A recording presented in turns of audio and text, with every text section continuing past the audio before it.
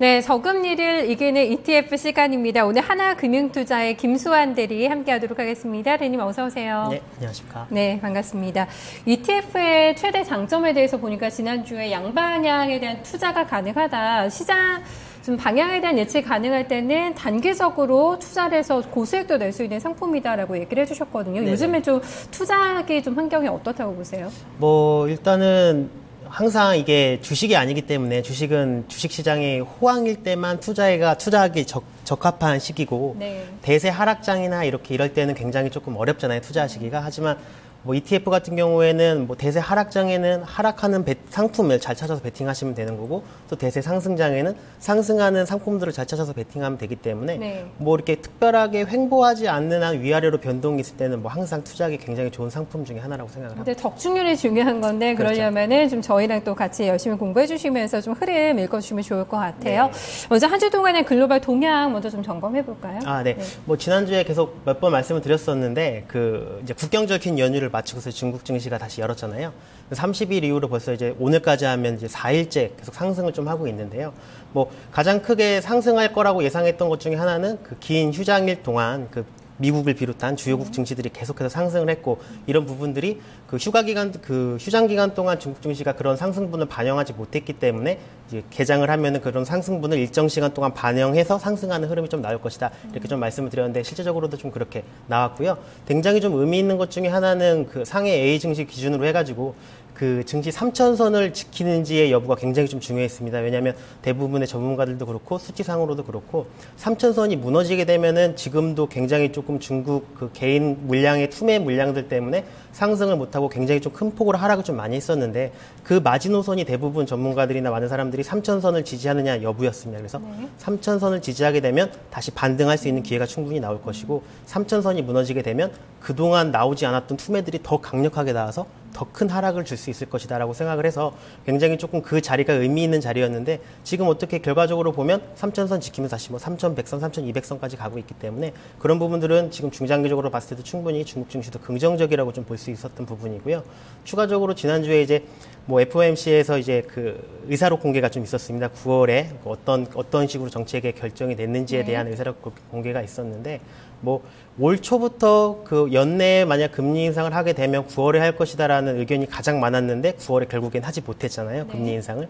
그 이유 중에 가장 큰 이유는 그 회의록에서는 미국의 각종 경제 지표나 이런 건 9월에 이미 금리 인상을 할 정도로 이미 미국 경제가 탄탄해졌다라고 판단을 들었지만 중국 증시나 주변 주요국의 증시들이 미국이 금리 인상을 단행했을 때 외국계 투기자분들이 급격하게 빠져나와서 큰 폭의 하락할 수 있는 그런 거에 방어책이 충분히 마련되지 않았다라고 판단됐던 부분들이 9월에 금리 인상을 하지 않았던 가장 큰 이유였고요.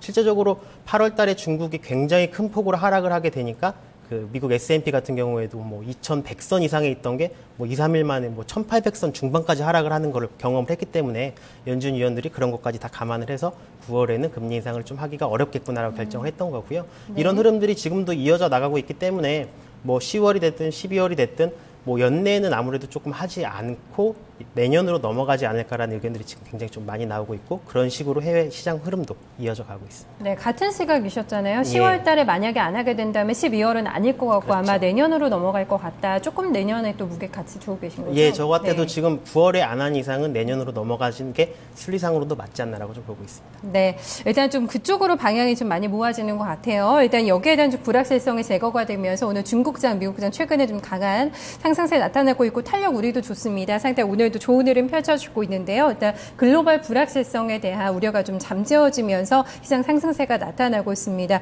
글로벌 상품 시장 동향도 한번 좀 저희 확인해 볼까요? 네. 국내에서 가장 많이 거래가 되기도 하고 그다음에 가장 많이 좀 관심이 있는 상품 중에 하나가 이제 원유 상품인데요.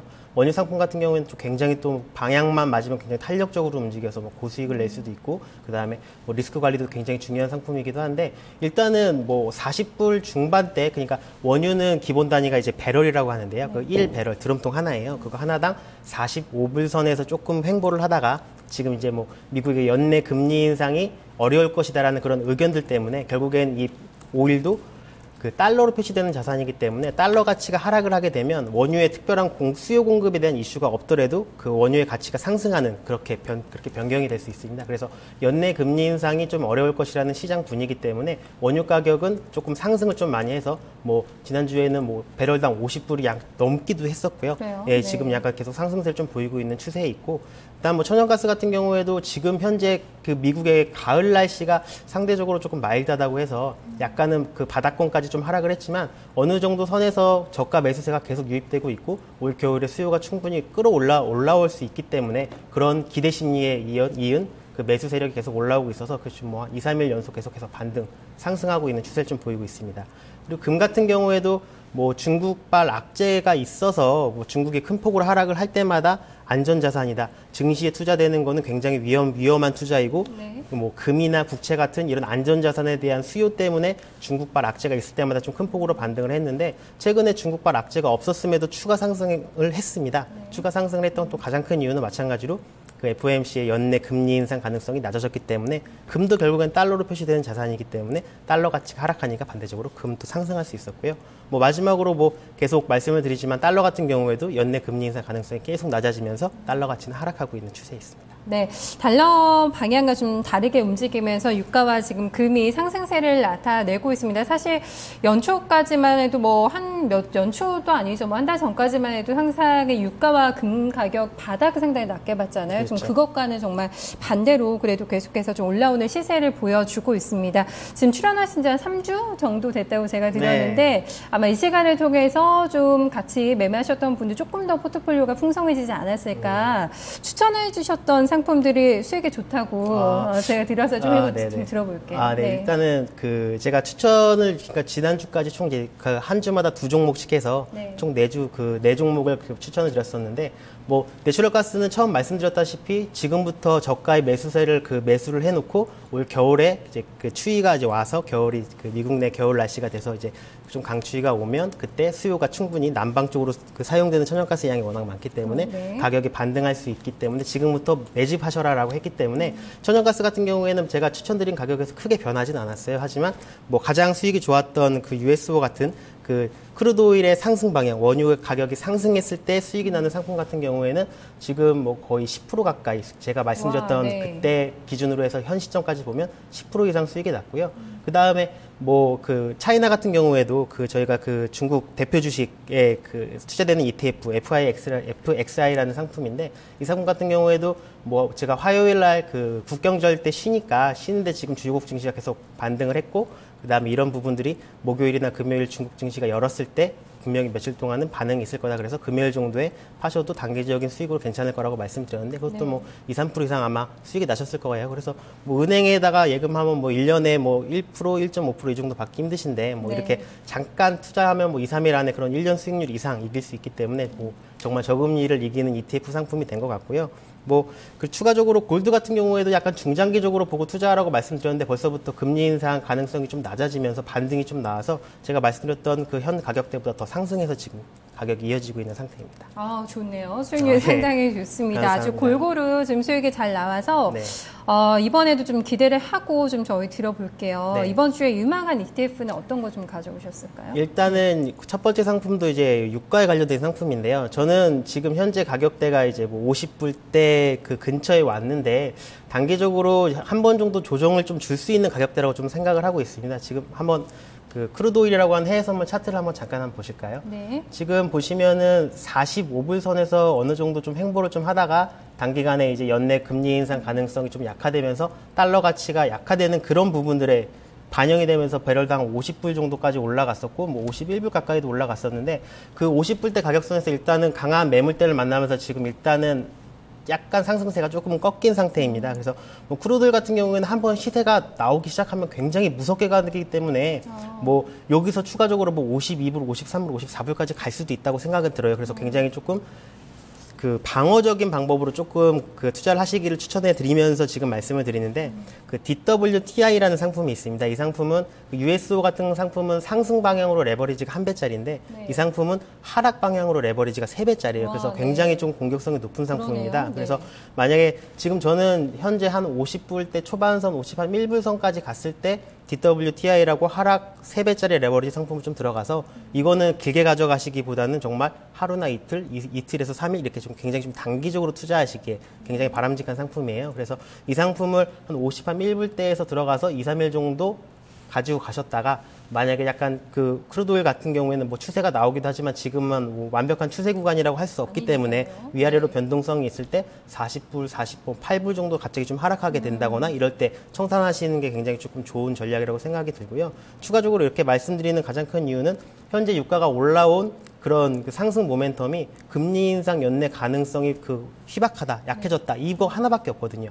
대외적으로 뭐 오펙에서 원유의 가격을 가장 좌지우지하는데 그 저유가 정책을 지속하는 거에 대해서는 전혀 정책적인 부분에 변화가 없고 시장에는 아직도 굉장히 많은 공급이 과잉되고 있는 상태이고 그래서 단기적으로 지금 이런 상승 모멘텀 때문에 매수세가 좀 들어와서 상승을 했지만 결과적으로 시황적으로 봤을 때 여기서 추가적으로 뭐 50불, 60불, 70불 갈 수 있을 만한 그런 상승 추세는 전혀 아니다라고 보고 있기 때문에 이 정도의 시세는 어느 정도 조정을 줄 거라고 판단이 들었기 때문에 지금 말씀을 드리고 그래요. 있습니다. 지금 상승 방향으로 더 추가적으로 볼 수 있을 만한 요인이 조금 제한이 될 때 일단 중국에서 수요가 크게 늘어나 아직 가능성은 보이지 않기 때문에 여건 자체는 크게 달라지지 않았다. 50대 초반에서 너무 빨리 사야 되겠네요. 그래서 또 빨리 팔고요. 그렇죠. 내려가면은. 이건 굉장히 단기 투자에 어울리는 상품입니다. 네, 근데 수익률이 높아서 3배는 된다고 그렇죠. 하니까요. 네. 아주 쏠쏠하게 또 수익을 챙길 수 있는. 잘만 방향성만 맞으면 뭐 한 달 안에 뭐 6, 7배까지 수익이 나기도 해요. 근데 그렇게 굉장히 길게 가져가시는 상품은 아니라고 판단이 드는 게 그 하락의 3배라는 것 자체가 그 ETF의 선물이 굉장히 많이 이렇게 혼합이 되어 있는 상품이라는 뜻이에요. 그래서 선물 같은 경우는 이렇게 매달 달이 바뀔 때마다 이제 롤오버라는 걸 하게 되잖아요. 그러면서 롤오버가 될 때마다 그런 추적 오차나 이런 게 좀 발생될 수 있고 그 다음에 운용 비용이나 이런 게 레버리지가 높을수록 체감할 수 있을 정도로 조금 있기 때문에 한 배짜리 상품은 조금 길게 가셔도 조금 바람직하지만 2배나 3배짜리 상품은 정말 방향성이 맞았을 때 단기적으로 그리고 제가 말씀드리려고 했던 부분 중에 하나가 만약에 100만 원이 내가 투자 금액이 있다라고 하면 레버리지 3배짜리는 한 15만 원에서 한 20만 원 정도 단기적으로 어느 정도만 이렇게 방향이 좀 보일 때 안전할 때 투자하고 짧게 나오시는 그런 방향으로 투자하시라고 말씀드립니다. 네, 여기서 포인트는 일단 유가의 단기 고점은 50대 초반대로 잡고 있다는 거 좀 확인해 보시면 되겠습니다. 두 번째 어떤 상품이죠? 두 번째는 또 굉장히 좀 흥미로운 상품인데요. 그 VXX라고 해서 이제 시장 공포 지수를 이용한 상품입니다. 그런 상품도 있군요. 네. 그러니까 저 맨날 저도 놀라는 것 중에 하나는 이제 미국 사람들은 굉장히 형상화되지 않은 그런 상품을 형상화시켜서 이렇게 상품으로 만들어서 이제 사람들이 그런 거를 이렇게 매매할 수 있게끔 만드는 능력이 굉장히 좋은 것 같아요. 이거 같은 경우에도 시장 공포 지수라고 해서 시장이 공포가 있을 때는 어떤 때일까요? 급락을 할 때 시장의 공포감이 그 투자자들의 공포감이 상승할 거잖아요. 그래서 이거 같은 경우에는 딱 맞진 않지만 S&P 500 기준으로 S&P 500이 하락을 할 때 반대로 상승하는 지표입니다. 잠깐 차트를 좀 한번 또 보실까요? S&P 같은 경우에도 지금 연내 금리 인상 가능성이 약화된다는 그런 이슈 하나로 그리고 중국 증시가 3천선을 지키면서 조금씩 반등하고 있다는 그런 이슈들로 2천선을 다시 넘겼습니다. S&P 선물 기준으로. 하지만 지금 아직까지는 연내 안 한다는 얘기가 지금 오늘 시점에는 굉장히 조금 그런 분위기로 흘러가지만 당장 다음 주에 정책 연준 의원들 중에 하나가 가능성이 높다라고 하면 또 다시 시장 흐름은 또 바뀌고 계속 이런 흐름이 반복되고 있는 그런 연장 시점이기 때문에 2000선에서 2100선, 2200선까지 올라가기에는 충분히 무리가 있다라고 보고 그리고 지금 이제 분기 미국 뉴욕 증시의 주요 그 기업들의 이제 그런 실적 발표가 지금 예정이 되어 있는데 상대적으로 굉장히 좀 좋지 않을 거라는 예상들이 좀 많이 나오고 있습니다. 그래서 이런 부분들이 만약에 정말 과시화됐을 경우에는 단계적으로 다시 좀 하락할 수 있는 2000선 이하로 떨어질 수 있는 그런 가능성이 충분히 보이고 있고 이럴 때 S&P ETF로 매도할 수도 있겠지만 조금 더 공격적으로 하신다면 빅스 시장 공포 지수를 이용해서 하락할 때 시장의 공포가 상승하기 때문에 이런 공포 지수를 이용해서 투자하시는 것도 마찬가지로 굉장히 좋은 상품입니다. 하지만 빅스도 마찬가지고 지금 이 VXX라는 상품도 마찬가지고 DWTI라는 상품도 마찬가지고